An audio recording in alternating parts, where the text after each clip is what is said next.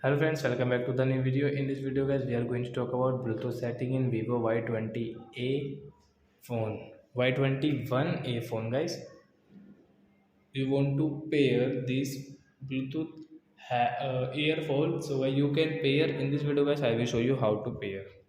So first of all open your phone setting. Guys click on Bluetooth and device. Guys click on Bluetooth option. Guys on your Bluetooth and refresh. And guys on your earphones from this button guys, power button, we will on it. So it will on guys, you can see guys, you want to pair, so you can see pair new device, click here. And guys we will have to wait for some second.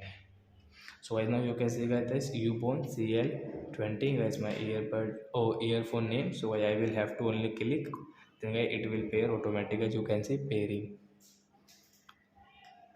So I hope friends you have understood how to pair Bluetooth earphone to Vivo phone. So that's it guys. Thanks for watching my video. Now we will meet on next video with new topic. If you guys please go and like and subscribe my channel. Bye friends.